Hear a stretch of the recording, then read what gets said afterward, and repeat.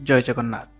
नमस्कार बंधु, मु सूर्यकांत जेना आपण को सूर्या सोडिया टक यूट्यूब चैनल को स्वागत करुअछि।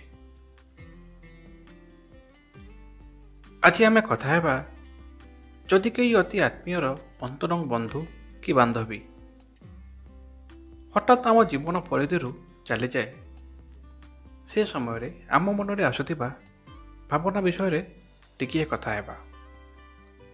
तेबे आरंभ करिबा।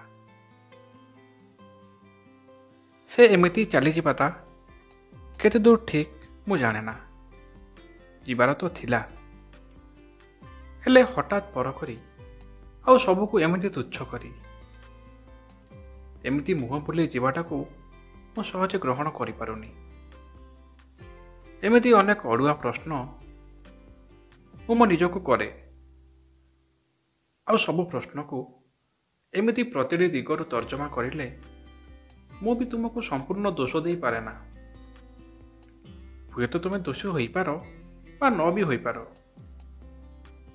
किंतु मु मो हृदय तुमको दोषीटे सजा दे पारे ना। तुम्हें ताको मोर तुम प्रति आसक्ति, दुर्बलता बा प्रेमर आख्या दे पारो, से मोर प्रतिवाद नहीं। मु भी मो भीतर को देखिले मुझे संपूर्ण ठीक ये आत्मविश्वास मो भीतर मु पाए ना।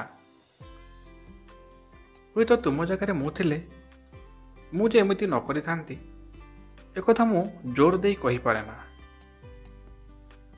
तुमको खुशी हेबार पूरा हक अछि, आउ निज जीवन को मुक्त विहंग परि जीवार से स्वाधीनता को मु केमिति बा जोर दे आबद्ध करि रखि पारंती।